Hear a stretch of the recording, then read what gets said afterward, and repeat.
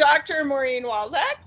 And I have been a huge Mo fan since she was an undergrad, well, starting master's student at University of Washington.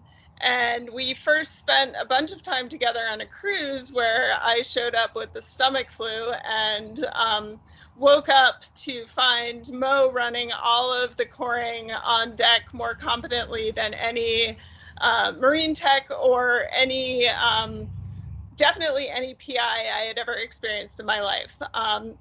Mo then went to Oregon State to get her PhD with Alan Mix, and then I tried to convince her to come to London to be my postdoc, but I was unsuccessful in that regard, and she went to Australia and I moved here.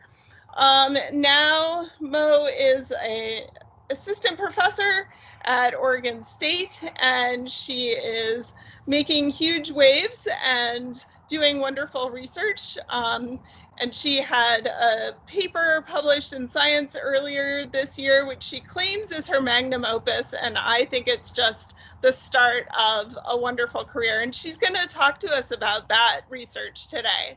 So without further ado, and sorry for all of the technical glitches, and I'm glad you guys are here.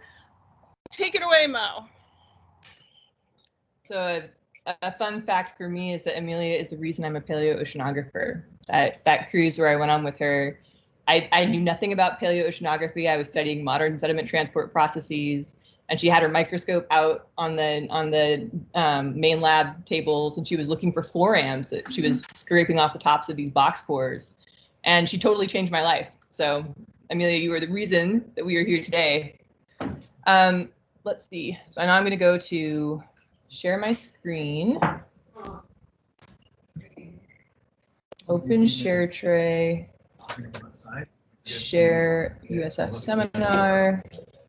And then Jay and I practice this. Okay. And then I go to slideshow. There's going to be like a little bit of a gap for a second where I lose you, but don't lose faith.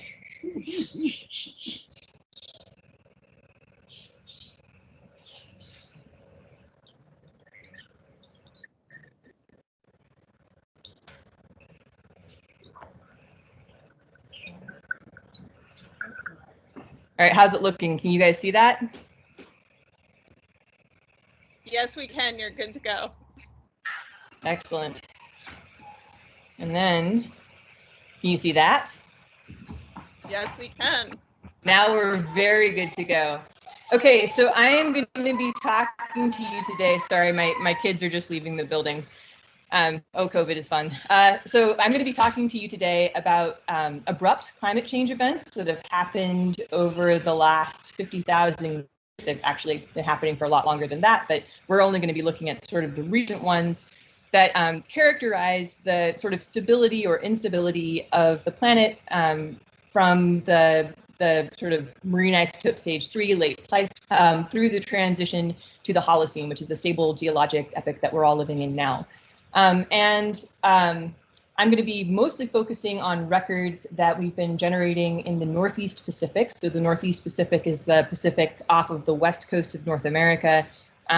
We'll mostly be looking at records from the Gulf of Alaska that are documenting the failure of the Cordilleran ice sheet. So the Cordilleran ice sheet is the Laurentide's little brother at its sort of last glacial maximum extent. It was about the same size as modern day Greenland. And so there's lessons that we might be able to learn in terms of the way that climate processes change and how fast ice sheets can retreat from sort of that size to nothing that could be applicable for near future climate. The Gulf of Alaska is also the location for a lot of freshwater input being routed from the alpine glaciers that are in that area right now. Alpine glacier retreat is contributing quite a lot to sea level rise. They're some of the least stable glaciers left on the planet. So anyway, there's a variety of reasons to take a look at this system. So when we're studying things like the end of an ice sheet, that's called a climate tipping point. So a climate tipping point one of the best descriptions I've heard for it is it's like you buy a ticket at the subway station and you walk through the gate at the subway and you give your ticket up and you walk down to the platform, catch your train. You can go anywhere in the subway as long as you stay behind those gates. But the second that you leave those gates and you get away from the tunnels, you then have to get a job and buy another ticket to get back onto the subway. So it's a small shift in state, walking through the gate in the direction that you can't go back in, that then requires a lot of work to get back to recover from. So there's a lot of abrupt climate shifts that are projected for our near future climate. This is a quick review of abrupt climate shifts that are predicted from the suite of models that are being used by the Intergovernmental Panel on Climate Change, the IPCC. So one of the systems that we expect might undergo one of these abrupt shifts is sea ice in the Arctic and the Antarctic. Basically, the reason that would happen is that sea ice has its own albedo, which has a cooling effect on the poles. As you start to warm the ocean underneath that sea ice and cause the sea ice to retreat, you're then changing the radiative budget of the planet and warming the poles further. So sea ice is one of these systems that we might expect to undergo the stochastic change, where a little bit of warming then produces a lot of warming and the sea ice won't grow back. Permafrost, similar in the Canadian Arctic and in the Eurasian Arctic, permafrost systems are starting to fail. And this is another system where, as it starts to fail, you're going to be releasing methane gas that was trapped up in that permafrost into the atmosphere, leading to more warming. You go through that subway gate out of the train station, and it's really hard to get back in. So these are systems that once they start to go, they're hard to rebuild. We're starting to see changes in vegetation, increased desertification, particularly in this region here, sort of North Africa. Hold on, my mouse froze. No, there's another mouse. Okay. So in this region around here, we're starting to see increased desertification, and vegetation has like climate feedbacks of its own. It acts to moderate climate. So as we start to lose those forest ecosystems, the warming becomes more intense and the climate becomes drier. And all these things have human impacts too, right? So the abrupt climate shifts that we're looking at here, they're not just sort of esoterically interesting. They're interesting for ecologies and for people. The last, which I'm going to mention, is that we might see stochastic changes. There's some evidence we're already seeing stochastic changes in deep water convection, deep water formation in the North Atlantic. So in the North Atlantic region up here, probably most people in the room are familiar with the idea that you have warm, salty water that's transiting up from the Gulf. It cools as it moves north. It eventually gets so cold and so dense that it's no longer stable. It's no longer less dense than the underlying water column, I suppose I should say. And when that happens, then you get deep water formation off the margin of Greenland and in the seas off of Scandinavia. And then that water transits back down, and that's sort of the engine that drives the whole thing. It brings a lot of heat up to the North Atlantic. It's what moderates European climate in particular. And so we're starting to see that as you're putting in fresh water from this melting Greenlandic system and other regional glacier systems, we might actually be changing that deep water formation by decreasing the density with the fresh water and slowing it down. And there's some evidence that that's already occurring. Once that happens, then you can actually shut off the whole system, right? So that deep water formation is the engine. If that stops, then you stop getting that transit of the warm Gulf water up north, and then you're really in for a cold time. So when have these abrupt climate changes occurred in the past? This is the kind of graph that people who are paleoclimatologists love to show, which are basically unintelligible to anybody else. Down here on this axis, let's see. Oh gosh. Okay, on this axis down here, hopefully everybody can see that. We're looking at age. So this is where we're at right now. This is present. This is 20,000 years ago, 40,000 years ago, going further back in time here. The top plot here in the red and the blue is the delta 18O, or the enrichment of the heavier isotope of oxygen in Greenland ice, which has been converted to Greenland temperature. So this is actually a temperature graph showing the warm temperatures of the Holocene, relatively stable temperatures of the Holocene, and then these abrupt shifts in the Pleistocene where you have an overall colder state, but then you have these abrupt warming events that are occurring during that colder state. This is the same type of record for Antarctica. So this is the the enrichment of a heavy isotope of oxygen in Antarctica, or relative enrichment. And you can see the same thing. There's sort of this big transition from a colder state to a warmer state around 18,000 years ago. And then in the colder state, there's abrupt shifts to warmer and colder climates. So this period here, this big transition that is the first thing that draws the eye on this graphic, this is what we call termination 1 in paleoclimate speak. This is the end of the last ice age. So this is the period when the glaciers in the northern hemisphere went from their maximum extents down to the only surviving ones are Greenland and Antarctica, and they're tremendously reduced. There was probably an ice sheet over Patagonia. There was probably a Fennoscandian ice sheet. The ice sheets over North America, obviously the Cordilleran and the Laurentide are gone. And so this was a big change in baseline global climate, and it's actually one that we've been able to study pretty well because it's a period that's easy to date, right? So we have a lot of tools that we can use to understand what happened at the end of this last ice age. So this is actually a review that's a few years old by a colleague and friend of mine, Jeremy Shakin. And what he's looking at here is he's assembled, this is again, several years old now, I think probably closer to 10 years old now than 5. But what he's done is he's assembled all of these temperature records from around the world, including some ice core records, but also including a bunch of marine records with different kinds of temperature proxies to look at how the world warmed up at the end of the last ice age. And what he found is that when you compile all the records together and look at average temperature change relative to climate, so on this graphic here, geologists kind of work in the opposite direction of paleoceanographers. So now this is our present here. This is 8,000 years ago, 10,000 years ago, 18, 20, 22. So this is that transition in reverse, going from cold to warm at the end of the ice age. What you're seeing in red is the Antarctic composite temperature. This is global composite temperature, and then the yellow dots here are CO2. And what we can learn from this is that CO2, generally speaking, moving from past into present, CO2 tends to rise before globally average temperature rises, right? So that gives us a hint there's some kind of feedback here where the CO2 starts to increase, and then that CO2 rise is instrumental in warming the whole planet. So the planet's temperature is tracking that gas. We still don't have a great understanding of what drives that CO2 rise. It could be a variety of feedbacks, loss of permafrost. A lot of that methane that the permafrost is releasing could be breaking down into CO2 and contributing to this warming. It could be failure of methane clathrates on continental margins. It could be an outgassing of CO2 from the deep ocean. There's evidence for all of these things happening during this period.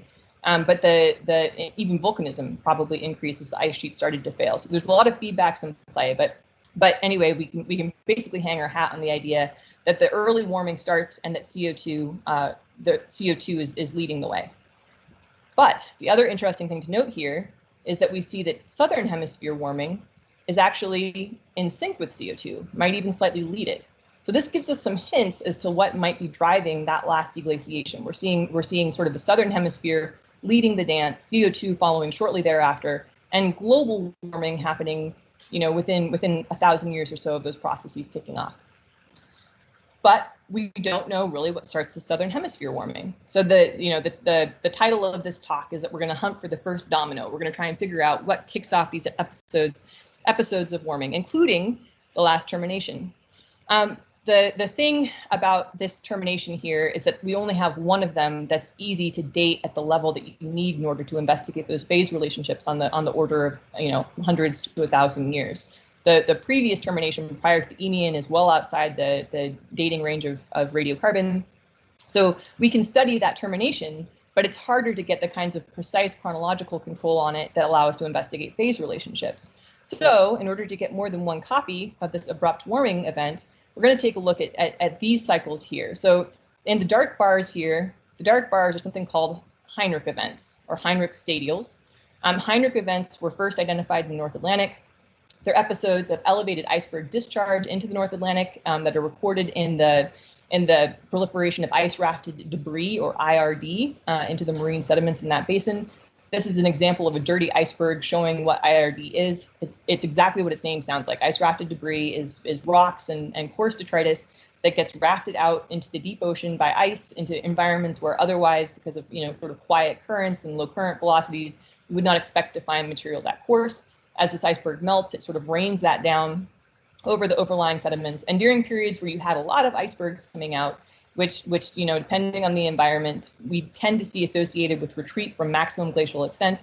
Those periods are high IRD Heinrich events, right? So these were identified over 30 years ago. They are associated with a variety of regional climate changes in the North Atlantic. So you can see that they tend to be cold periods in the North Atlantic. They're associated with that shutdown of the Atlantic meridional overturning circulation. There's been a lot of debate as to whether the overturning circulation, that Gulf Stream, shuts down before the Heinrich event or after. I think now there's evidence suggesting that the shutdown actually occurs slightly before the Heinrich event itself properly starts. So the chicken and the egg problem is not resolved necessarily, but the evidence seems to be building that the circulation shutdown happens first and the Heinrich event follows it. And what we do know is that they're always followed by these abrupt Northern Hemisphere warming events. So at these Heinrich events, there's not really a convincing thing that leads you into them in the North Atlantic, right? So like some of them are preceded by kind of warmer periods, some of them are preceded by kind of colder periods. But we do know at the end of most of them, they end with these abrupt warmings. And this one here, there's nothing warm before this one. There's kind of like a warm peak before this one, but then one wonders why they didn't occur after this warm peak or this warm peak. They're sort of strange, right? You can't look at this and pick up one thing about the climate record that presages when you're going to get a Heinrich event. And what else do we know about these events? We know that they're associated with Antarctic warming. So if you look at during the Heinrich events, you can see that most of the time you tend to get sort of out of phase warming in Antarctica, and that's also associated with that AMOC effect. So when the Atlantic meridional overturning circulation shuts down, you start to get a buildup of heat in the southern hemisphere, and you get Antarctic warming. Again, there are some questions about what leads. It seems like the warming might start actually before the Heinrich event itself. So the Antarctica is leading that. But there's a lot of questions remaining about what causes these events. And it's been the subject of a lot of research, because if we can understand these events and what drives them, then we can understand something pretty fundamental about the connections active in our global climate system. So what are the theories as to what causes them? I said we don't have answers, but we do have hypotheses. So one of the oldest hypotheses and longest standing hypotheses is that they're caused by an internal oscillation of the Laurentide ice sheet. So this ice sheet here is the Laurentide. This hypothesis has been around for as long as we've known about Heinrich events. The idea is that the ice sheet itself gets quite thick. As it gets thick, then it becomes unstable and sort of surges out. As it surges out, it releases all this fresh water into the North Atlantic, which shuts down the AMOC and leads to the cooling. Again, the evidence is starting to suggest that probably the AMOC is shutting down before the Heinrich event itself, but it remains a long-standing hypothesis that this is something intrinsic to the very large ice sheet, and it sort of creates its own drumbeat there, and it's driving all the rest of the climate in and of itself. Another hypothesis that's existed for almost as long as we've known about the Heinrich event. Sorry about my clock. Didn't count on the clock chiming. Another hypothesis that's been around for a long time, and it's a good one, is that it could be caused by the failure of a smaller European ice sheet, maybe the Fennoscandian ice sheet, or maybe the Iceland ice sheet. One of these smaller ice sheets could be failing due to some climate perturbation that maybe was too small to impact the Laurentide, contributing to sea level rise. And then that sea level rise basically pops the cork of the ice shelves, the marine terminating ice shelves that are buttressing the outlet glaciers. So a lot of these ice sheets that are marine terminating, they form this thick floating ice shelf that spreads out across the surface ocean, and that acts like the cork in a champagne bottle. So it allows the glacier to sort of steepen and get thicker behind it. But if you cause sea level rise or destabilize those outlet glaciers some other way, another hypothesis is that the ocean itself is warming and the subsurface warming is destabilizing those outlets. Then what you can do is basically pop that champagne cork. Once the floating ice shelf is gone, then the rest of the glacier can flow out quickly, and that could be creating the Heinrich events. And so that basically, it sort of summarizes the three major schools of thought as to what could be happening. It's either an internal oscillation of the Laurentide, uniquely driven by the size of this ice sheet. It's driven by changes in sea level associated with failure of another smaller ice sheet, or it's associated with changes in ocean temperature that are similarly destabilizing those outlet glaciers and leading to rapid thinning and retreat of the Laurentide. And this is just a quick graphic showing the changes in circulation that are associated with that. This is from Bohm et al. In 2015. It's kind of a nice schematic. So the idea is that this is North Atlantic deep water formation happening in a normal mode, warm mode. This would be like today. You get deep convection forming in the North Atlantic and flowing back down to the south. And in the deep water, you have this sort of smaller contribution of Antarctic bottom water. Then you can have a cold mode or a glacial state where you still have North Atlantic deep water formation, but it's not as deep. You have a sort of broader contribution of Antarctic bottom water in your deeper water column. And then there's the off modes. This would be your Heinrich mode, which is where you basically don't have North Atlantic deep water formation. Your fresh water is keeping that from happening, and Antarctic bottom water becomes your major source of water out to the North Atlantic. That'll just become important later on in this talk. But regardless of its origin, it's indisputed that the Heinrich events do have wide-ranging global impacts. So this is from Sid Hemming at LDEO's wonderful 2003 synthesis of the Heinrich events, showing sort of the wide-ranging impacts of the Heinrich events themselves. So this is that NGRIP GISP record up here. This is time present, time in past. This again is that ice core. So this is warm temperatures in the ice core, cold temperatures in the ice core, and the dashed lines are showing the peaks of these Heinrich events during these cold periods, which are known as the Heinrich stadials. So these peaks in Heinrich event are recorded in the percent carbonate in the surface sediments in the North Atlantic. That's because of the type of material that's being eroded by that Laurentide ice sheet from North America. But we can see that there are climate perturbations that stretch into the Mediterranean. The Alboran Sea is in the Western Mediterranean. So we get cold events in the Western Mediterranean associated with these. We already talked about how you can see the effects all the way in Antarctica in terms of the warming that tends to occur during the Heinrich events. You can see changes in productivity in the Arabian Sea. You can even see changes in the monsoon intensity recorded in the Hulu caves in China. So the periods of these Heinrich events tend to be associated with periods of weak Asian monsoons. Speleothem Delta 18O is a little bit different from Maureen Delta 18O. But basically because of fractionation effects and like where the source of moisture is coming from, there's a few different reasons why it could be the case, but there's pretty robust evidence that these periods of depleted Delta 18O, or sorry, enriched Delta 18O, so this axis is inverted, less negative here, more negative there. These enriched Delta 18O events are associated with periods of weak Asian monsoon. This is all the way over in China, right? So we've got northern hemisphere, southern hemisphere, Pacific Basin, Atlantic Basin, like these things are seen everywhere. They're big events and they're global climate perturbations. So one thing that we're kind of missing from this is the discussion of the Pacific Basin, right? And so then the question becomes, in the late glacial, was the Pacific passive or was it just misunderstood? In the modern climate, the Pacific is the home of ENSO or El Nino. ENSO or El Nino basically is the process that describes in an average state, you have these trade winds that are sweeping from east to west across the Pacific, and they result in a buildup of a sort of warm water mass that's actually elevated in terms of its sea surface height over on the western margin of the Pacific. But every once in a while, for reasons that we don't totally understand, those trade winds weaken and fall away. And then that big warm water mass floods back across the Pacific and totally changes climate of North America, as well as changing climate in Eurasia and monsoon intensity.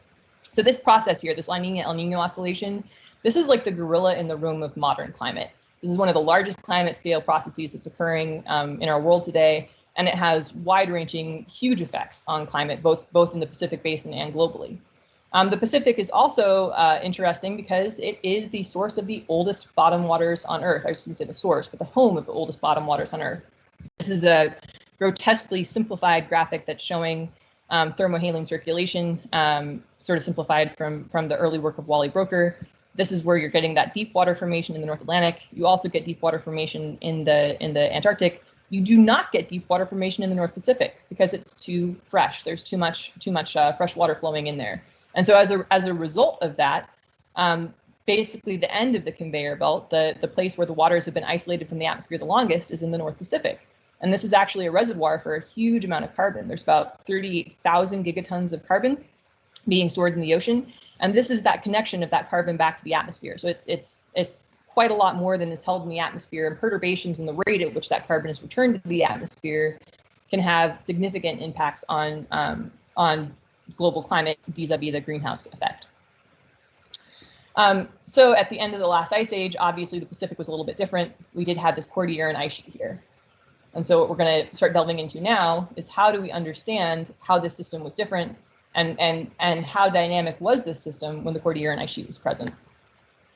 So in 2013, I sailed on the Joydes Resolution. This is a picture of the ship in port. It's a riserless drilling platform that's run by the International Ocean Drilling project or program. Amelia actually is one of their distinguished speakers and very involved in this program too. So I won't belabor the point too much. Outside of saying that you take this ship out and you park it over a point in the ocean that you want to sample, you sink a drill pipe all the way down to the seafloor, and then you start shooting cores down.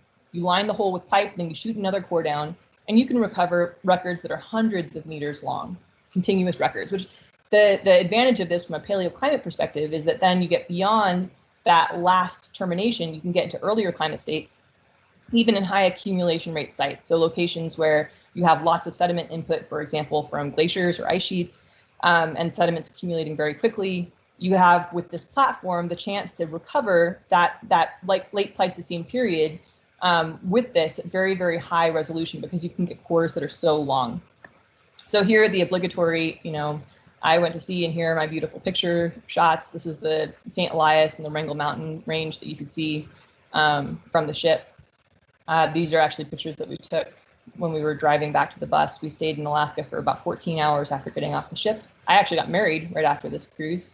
That's its own other story. But the so that's sort of the, yeah, look at my field work, isn't it pretty? And it wasn't really. That's like, that happened one day. We had one day where you could actually see the mountains from the ship. All the rest of the time it was like this. This was daytime, nighttime, slightly like brighter during the day, slightly darker at night. The sun never set during the summer up there, but it was always, always, always foggy. At the end of that cruise, we looked like ghouls. It was pretty grim. Part of the reason we were excited to flee Alaska, but it was all worth it because we got this beautiful suite of cores. So this is sort of the armpit of the Gulf of Alaska. To give you a larger context there, we're sort of up here, and we're looking at a transective cores that were collected off the continental shelf and onto the fan. This fan here is actually called Surveyor fan. It's like a big, thick deposit that's been around for a few million years. And then up onto the continental slope, we drilled cores that were adjacent to the outlet of the Bering ice stream and the Malaspina glacial system. So these are outlets for modern large glaciers today. But at the end of the last ice age, these were major glacial systems. There's actually like valleys that cross the continental shelf here from these major ice streams that were draining from the Cordilleran at the end of the last ice age. To give you some broader context, this is where our site is relative to the Cordilleran at the end of the last ice age, and it's being bathed by this northward limb. There's this sort of northern counterpart to the Pacific Gyre that sweeps up this way. And so this is the Alaska current that basically you've got this current that's coming up this northern limb of the Pacific Gyre. Part of it bends down south, the California current, part of it bends up north. So basically the punchline is that this site's potentially sensitive to iceberg calving all the way up and down this margin. To give you more depositional context for the site, this is sort of the Google Maps image showing where we're at. We're on the upper continental slope in this little perched basin. Again, we're adjacent to these big ice streams, but kind of out of the mouth of the fire hose, so off to the side where we're not getting erosive flows. Before we did any of this work, we CT scanned all the cores to make sure that we were working and sampling in environments that at least had no macroscopic evidence of reworking, and then we looked for evidence of cryptic reworking in a variety of ways that I can talk to you guys about later if you want to really geek out. This area actually had a complex sea level rise history, but this site, by coincidence, actually is at sea level now, very similar to how it was at the end of the last ice age. So this is ICE 5G predictions for relative sea level at a variety of transects running east to west along the shelf off the Cordilleran from 18,000 years ago to present. And the U1419 site is on this orange transect here. So relative sea level at the LGM was about what it is today. It actually dropped a little bit when the ice retreated because of the ice gravity effect. It was attracting less sea level, but then it came back up because of the forebulge of the ice decaying away.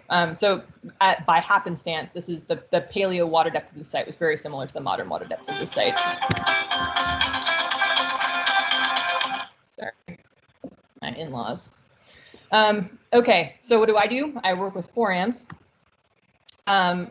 These are foraminifera. They're beautiful amoeboid protists. Some of them live in the surface ocean. Some of them live in the deep ocean.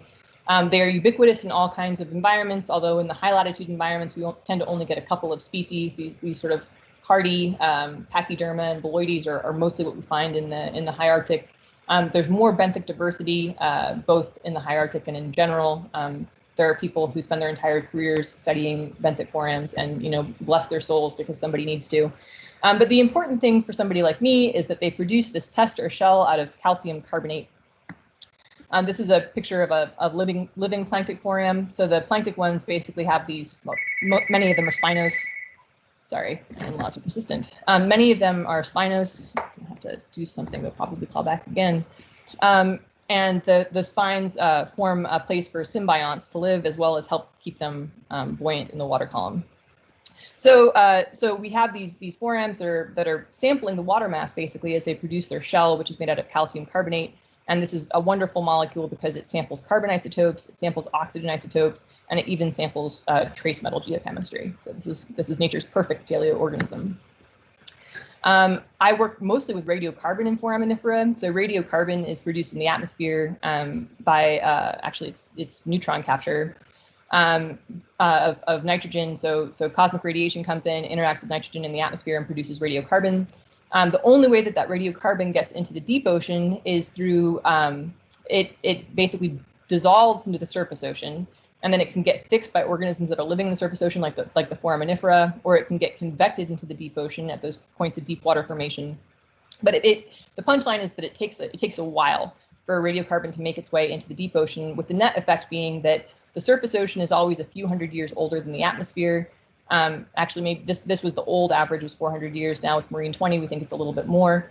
But the surface ocean is always a little bit older than the atmosphere because it takes a few hundred years for that diffusion process to happen. And the deep ocean can be, depending on the location, if you're in a zone of deep water formation, it can be pretty close to the surface ocean age. But the further you get away from one of those zones of formation, the older the radiocarbon is, or the radiocarbon age is relative to the surface ocean. And in the North Pacific, that's sort of the extreme end of that, right? Because we're at the end of that conveyor belt. So you get your deep water formation here, deep water formation here, but by the time you get to the Pacific, this deep water has been out of contact with the atmosphere for a long time. And so the radiocarbon age is actually thousands of years older than the overlying water mass. But the extent that radiocarbon age is different varies with how fast that circulation is happening. So you can actually look at the radiocarbon differences in the age of coeval planktic and benthic forams in a single sediment horizon. You know, these guys were alive at the same time, like the same actual time they lived together, but the radiocarbon pool that this guy was sampling was less depleted than the radiocarbon pool that this guy was sampling in the deep ocean. So you end up with this gradient. This is what the 14C profile looks like in the Gulf of Alaska near the sample site. You have significantly aged radiocarbon in the deep waters relative to the surface. And again, that difference is going to vary with changes in circulation of the global ocean. So then you've got kind of a two-pronged opportunity / peril there. You've got this proxy that's recording time, and you've also got a proxy that's recording changes in circulation. And you can use this proxy basically over about 50,000 years. It decays away with a half-life of a little less than 5,000 years. After about 10 half-lives, we really can't measure it anymore. So we went to the Gulf of Alaska, got this drill core that I'm going to be talking to you about, and it was about, well, actually it was over 100 meters long. I'm going to talk to you about the uppermost 90 meters. So this is the surface of the core. This is 90 meters below the surface. And then this is the radiocarbon age, or the raw radiocarbon age that we measured in benthic and planktic foraminifera. What you can see here is that the planktic forams are blue, the benthic forams are red. The planktics are always younger than the benthics, which is what you would expect. The behavior of both of them, this is that same data in delta 14C space, which is a way to basically back out decay and look at changes in production if you know how old the sample is. And what you can see is that both of these are basically following the pattern of a decayed atmosphere. This is the delta 14C content of the atmosphere. Changes in production are related to a variety of things. But this is sort of how the atmospheric production curve has changed through time. The surface ocean in the Gulf of Alaska looks just like a decayed atmosphere, as does the deep ocean. But in detail, the differences in offset between these benthics and planktics actually do vary back in time. And so we have both a proxy that's responding to the aging of the sediment as well as responding to changes in that circulation pattern. So I'm going to skip this for now.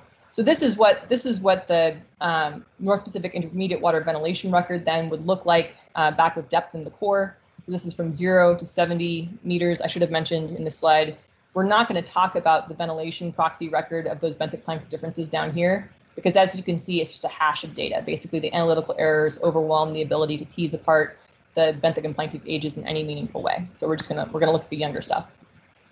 But this is looking at that difference between the benthic and planktic radiocarbon ages back in time in the core. So this is no difference in the age of them. Basically, they're the same age. And this is when your benthics are a lot older than your planktics, or the circulation would be sluggish. And what you can see is that this orange line here is sort of the average benthic planktic difference of the modern ocean with some standard deviation around that. And mostly back in time, as you go down in core, right? This is the surface of your sediment. This is 70 meters down. Mostly as you go back in time, you're seeing these values vary around the modern average. They do tend to go lower during the latest Pleistocene, probably because of a large scale shift in circulation. But you see these events, these recurrent events that are defined by multiple points, where you have the benthic radiocarbon age get significantly older than the planktic radiocarbon age. And so this suggests to us that we actually do have fairly large scale changes in circulation going back in time in this core. And that's cool, right? Because that's a proxy record. It's also problematic for chronology, because if you're having large scale changes in circulation, then you can't make assumptions about constancy of surface ocean reservoir age. And so we tried to accommodate that by coming up with a simple model that basically assumes that these differences in benthic planktic radiocarbon age are being driven by changes in the age of the preformed water mass upwelling in the gyre, and that's transiting across. And so if we end up with or I guess what I should say is that the changes in the surface ocean reservoir age are being driven by the changes in the age of what's upwelling. And we know for a variety of other reasons from other proxy data, I just skipped over that slide for time, that these are probably associated with the incursion of a preformed aged water mass from the Southern Ocean. So we did this simple box model to try and predict what the variability in surface ocean reservoir would be. And then we fed that in. The variability is pretty small. So we're talking about variability on the order of a few hundred years, nothing that's going to impact the conclusions of this paper, but we tried to account for it. And so this is our reconstructed surface ocean reservoir variability from the core using that method. And this is actually a new publication that just came out by Schmuck et al. In 2021, looking at archaeological evidence for changes in reservoir age from deposits on the BC margin and Alaskan margin. And to our delight, we note that our prediction, assuming that that variability is being forced by changes in the preformed age at the upwelling site, really closely matches both in structure as well as in amplitude the variability that's been reported from the archaeological data. So, boom, we have an age model. So now we've assigned time back for 90 meters of this core. Again, we can't interpret that ventilation proxy down here, but we still have a pretty good sense of the chronology. This chronology in most of the record is refined to better than 200 years at the 2 sigma level.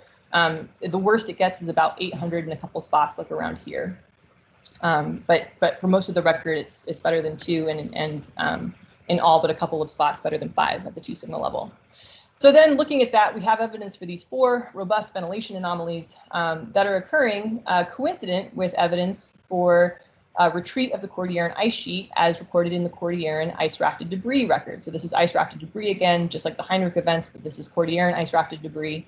This is time present going back in time to 45,000 years ago. And this is that benthic planktic radiocarbon age difference record. And the first thing that stood out when we were looking at this data is like, okay, well, we have these coincident excursions in radiocarbon age indicating a change in ocean circulation that appear to be coincident with these peaks in ice rafted debris delivery, which in this region we would interpret as abrupt retreat of the Cordilleran ice sheet from a maximum extent position. This one here, there is no marine evidence of ice rafted debris because at this point deglaciation was already underway and there was no longer marine terminating ice. But there's terrestrial evidence for retreat of the remnant Cordilleran ice sheet at this period. So it's barking like a dog. It's probably a dog. We just don't see the IRD record for it out in the open ocean. And so and this over here is just looking at what this IRD is probably coming from. So based on the lithology of this ice rafted debris, we know that it has sources from up and down the BC margin. This is looking at the proportion of meltwater modeled to be coming into these parts of the Northeast Pacific based on the ICE 5G model and the underlying topography of the ice sheet. And this is the correlation of discharge events through these various outlets to U1419. And what you can see is that for the majority of the Pacific Northwest margin, it appears that based on modeling results that we would expect to see these outlet streams failing at the same time, highly correlated to site U1419. And in fact, that is what we seem to see in ice rafted debris lithology, is that we have evidence for diverse sources of IRD making it to the site, being swept up by that northward traveling Alaskan current in these peaks. So the first thing I thought when I looked at this is like, oh, look, we have a Pacific expression of Heinrich events, but we kind of don't. So this is time here in present. This is going back in time. This is that benthic-planktic record and the IRD record. This is the Heinrich event stack of ice rafted debris from the North Atlantic, with the intervals of those stadials delineated in orange. This is global CO2, so you can see CO2 is jumping due to changes in ocean circulation during those Heinrich events. This is Antarctic climate that you saw from that first figure that I showed you, and Greenland climate. And what you can see here is that these Pacific events seem to precede the Atlantic counterparts. There's no IRD for this one, obviously, but these Pacific events seem to be early. So this is not consistent with it being a response to the Heinrich. And in fact, it appears to be some kind of precursor event that's happening in the Pacific that's leading into the Heinrichs. And that's very interesting. Another thing that's worth noting is that the scale of, or the direction of these anomalies in ventilation age, where we're seeing older water masses, that's inconsistent with the modeled response to a Heinrich event from shutdown of AMOC. So AMOC shutdown, we would expect that to produce, based on our understanding of global ocean circulation, younger than average waters in the Northeast Pacific. And indeed, it appears that we do get these sort of negative anomalies associated with the Heinrichs. But that's not what these events are. These events precede the Heinrichs. They're opposite in direction of what we would expect to be a modeled Heinrich response. And we can't invoke the Lauren tide to cause them. So that has some implications for what the first domino is, right? We're now saying, okay, well, the Lauren tide at least is not the first domino. And it's also very telling that unlike the sort of climate records of the poles, these Cordilleran events, which we term SICU events, these Cordilleran events appear to have, we have the same number of them approximately as the Heinrich events. Heinrich event 3 is kind of a weird one, and CQ event 3 is very small, if it's even really a CQ event. And unfortunately, I don't have any radiocarbon data in there. So then the next piece of the puzzle, looking at how these dominoes are going together, this is that benthic planktic radiocarbon record of circulation relative to Delta 18O from the East Asian monsoon, that speleothem record. These are those periods of reduced monsoon associated with the Heinrich events. You can see those very clearly. But what's interesting is that we actually seem to see correlation of the East Asian monsoon to these events of aged intermediate water that we're seeing at U1419, and that they slightly precede it. You can barely see it on the scale, but the overall structure of the Asian monsoon appears to be similar to this structure, and we actually seem to see these peaks in strong monsoon before we see these CQ events happening in the Pacific. So this is not definitive, but it's suggestive, right? It seems to fall outside of coincidence. What's interesting is that this also confirms our chronology insofar as everything that we would expect to be happening during the Heinrichs is happening during the Heinrichs. So the weak Asian monsoon, the reduced age of intermediate water, those are bang on coincident with the Heinrichs when we would expect them to happen. But again, these CQ events that are happening before the Heinrichs, these Cordilleran events, they're early and they're different. They're not a response. They're a call. So then how did these dominoes fall? We stacked the global climate records centered on CQ events 1, 2, and 4. As I mentioned, 3 is an oddball, and unfortunately 0, while we capture it, 0 would be coincident with the younger Dryas. We capture it in the ventilation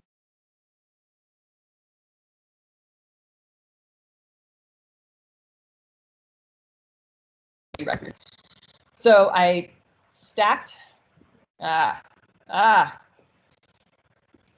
stacked the records centered on those events 1, 2, and 4 that are well resolved in all proxies, and then I basically looked at how the different global climate records evolve for the 3,000 years before the CQ event. The CQ event centered on 3,000, and the 4,000 years after the CQ events. And what we see is that the thing that seems to kick it off is a period of strong Asian monsoon. So strong Asian monsoon and warming in the North Pacific then leads to a coincident change in Pacific circulation and Cordilleran retreat. So this is that increase in ventilation age, that incursion of that Antarctic bottom water up to the North Pacific, and retreat of the Cordilleran ice sheet. That seems to quickly lead to warming in Antarctica and global CO2 rise. And then we see sort of as at the end of the chain, the Heinrich event and North Atlantic cooling. So we're postulating that this is how those dominoes fall. In terms of what could be the first domino, there's still a lot of questions there, right? We don't have great answers yet. One thing that I think is interesting, this was like buried in the supplement of the paper, but it's kind of cool. So this is the Maureen 20 chronology came out as this paper was going to press. And so we were able to redo all of our analyses on the Maureen 20 calibration curve. And that allowed us to calibrate the dates further back in time. So this in orange here is that North Atlantic IRD stack showing Heinrich 0, 1, 2, 3, 4, and 5. In black, again, is that North Pacific IRD stack. And what's kind of neat is that you see not only do the CQ events correspond to the Heinrich events, but they appear to scale with them in magnitude, which is kind of neat, right? So like 6 is kind of smaller, 5 is kind of smaller, 4 is huge, 3 is smaller, 2 is big, 1 is big. So that suggests something about process, maybe about the driving mechanism that might be causing these things. So what does cause them? There is a really cool review done by John Yeager and this lady, Amelia Chevenel, in the same Science issue where this work was published, that explores sort of in an accessible way what the possible drivers might be. One hypothesis is that you have freshwater input, and that freshwater input is either during periods of high sea level rise actually impacting the density structure of the North Atlantic and changing the AMOC, or during periods of low sea level, it appears that there can still be climate teleconnections. This is a paper by Summer Pretorius et al. 2020. It's a cool read. Basically, she finds that like mega floods that are coming out during periods of Missoula ice dam breaching are capable of triggering warming in the North Atlantic. So this is closed Bering Strait simulations and open Bering Strait simulations. In both simulations, you get freshening of the North Pacific when it's open as sea level is rising during deglaciation. So this would be applicable for like CQ event 1 and 0. You can get actually salinity anomalies perturbing the salinity of the North Atlantic. But even when it's closed, the sea surface temperature anomaly associated with these events causes warming in the Atlantic. So you end up with warming off of Greenland over here. Even without changing, even when the ice dam is closed. So that's neat. There's also other hypotheses. One of the things that I think is interesting is potentially that first Mikhail et al. Hypothesis that sea level rise from a failing European ice sheet destabilizing those buttress glaciers could be a cause. I think that might still be a valid mechanism, but maybe the sea level rise is from failure of the Cordilleran ice sheet. So maybe it's this ice sheet that's melting, changing sea level, popping those champagne corks and letting the Laurentide go. The next phase in this research is we're going to be looking at the impact of these Columbia megaflood records. These are sort of the terrestrial records. These are some of the largest floods that happened on Earth.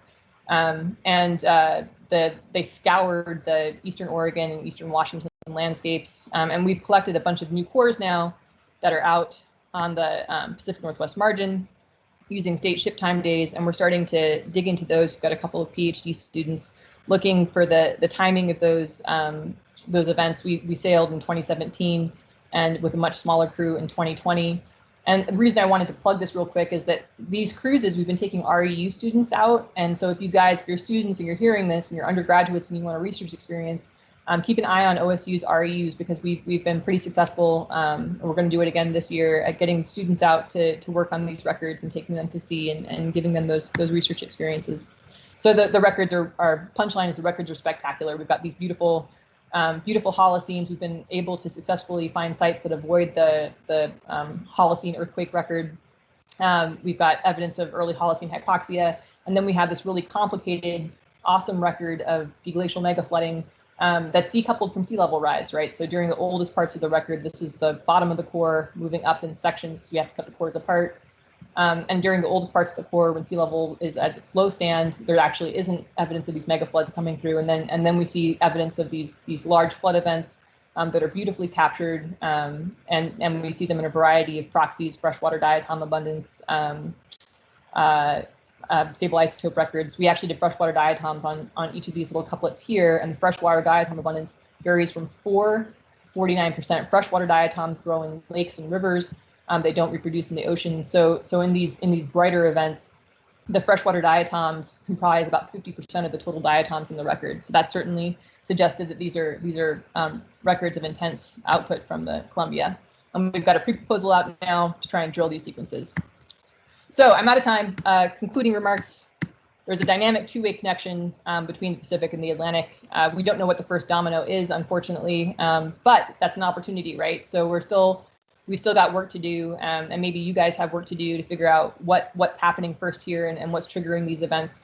We're going to need to be really careful to understand the chronostratigraphic relationships between these basins as we try and understand these phase relationships. But I think the onion is opening. So that's it.